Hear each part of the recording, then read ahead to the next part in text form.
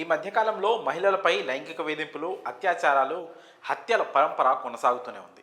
ఎన్ని చట్టాలు వచ్చినా కామాంధుల్లో మాత్రం మార్పు రావడం లేదు. మరీ దారుణమైన విషయం ఏంటంటే, రక్త సంబంధం, వరుసలు, అక్క, వదిన, చెల్లి, ఇలా ఎవరైనా కానివ్వండి, ఆడదైతే చాలు కోరిక తీర్చాలనే విధంగా మానవ మృగాలు విచ్చుకుపడుతున్నాయి. ఈ మధ్యనే ఏపీలోని శ్రీ పొట్టి శ్రీరాములు నెల్లూరు జిల్లా కావలిలో తన వదినపై కన్నేసిన మరిది తనకు దక్కలేదని కసితో దారుణంగా హత్య చేశాడు. తాజాగా అలాంటి ఘటనే మరొకటి చోటు చేసుకుంది. చెన్నై అవడిలో యువతి మృతి పలు అనుమానాలకు తావిస్తోంది. హత్య లేక ఆత్మహత్య అన్న కోణంలో పోలీసులు దర్యాప్తు చేస్తున్నారు. అయితే యువతి పోస్టుమార్టం రిపోర్ట్ కోసం అందరూ ఎదురు చూస్తున్నారు. అయితే పూర్తి వివరాల్లోకి వెళ్తే, రాజ్ కుమార్ అనే వ్యక్తి తల్లిదండ్రులు, చెల్లి, సోదరుడితో ఒకే ఇంట్లో ఉంటున్నాడు. హత్య జరిగిన రోజు రాజ్ కుమార్ ఎప్పటిలాగే పనికి వెళ్ళాడు. అయితే బ్యూలా అంటే రాజ్ కుమార్ భార్య బ్యూలా తన బెడ్రూమ్లో విగత జీవితిగా పడి ఉండడం చూసి బంధువులు షాక్కి గురయ్యారు. పెళ్ళైన ఏడాదికి ఇంత దారుణం జరగడం అందరినీ ఆశ్చర్యపరిచింది. కేసు నమోదు చేసుకున్న పోలీసులు దర్యాప్తు మొదలుపెట్టారు. కాగా బ్యూలా మృతిపై అనుమానం ఉందని ముత్తాత జోసెఫ్ ఫిర్యాదు చేశారు.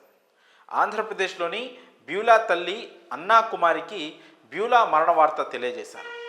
ఈ వార్త విన్న బ్యూలా తల్లి కన్నీరు మున్నీరుగా ఏడ్చుకుంటూ పోలీస్ స్టేషన్కి వచ్చేది. ఈ సందర్భంగా అన్నా కుమారి విలేకరులతో మాట్లాడారు. నా కూతురిని అన్యాయంగా చంపేశారు. ఈ చావుకు కారణమైన నా కూతురి అత్తయ్య తన ఇద్దరు కొడుకులను కూడా చంపేయాలి. నేను హోటల్లో డిష్ వాషర్గా పనిచేస్తున్నాను. నాకు భర్త కూడా లేడు. నా కూతుర్ని ఎంతో కష్టపడి చదివించి పెళ్లి చేశాను. గత 3వ తేదీ ఉదయం నా కూతురితో ఫోన్లో మాట్లాడాను. ఇంట్లో తన భర్త రాజ్ కుమార్ సోదరుడు ప్రేమ్ కుమార్ తనతో అసభ్యంగా ప్రవర్తిస్తున్నాడని, పదే పదే తన కోరిక తీర్చాలని వేధిస్తున్నాడని కన్నీరు పెట్టుకున్న విషయాన్ని ఆమె తెలిపింది. త్వరలో వచ్చి రాజ్ కుమార్తో ఈ విషయం గురించి మాట్లాడతానని బ్యూలాకు తాను ధైర్యం చెప్పానన్న విషయం కూడా తెలిపింది. కానీ అప్పుడే ఇంత పని చేసుకుంటుందని ఊహించలేకపోయానని కన్నీరు పెట్టుకుంది.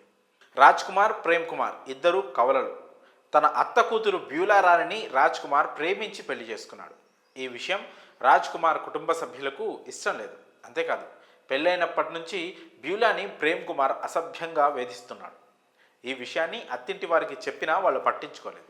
అయితే హత్య జరిగిన రోజు రాజ్ కుమార్, ప్రేమ్ కుమార్ ఒకే డ్రెస్ వేసుకున్నారు కాబట్టి అక్కడ ఏదో తప్పు జరిగిందని బ్యూలా కుటుంబం ఆరోపించింది. మృతురాలు బ్యూలా ఆత్మహత్యకు పాల్పడినట్లు ఎలాంటి ఆనవాళ్లు కూడా లేవని చెప్తున్నారు.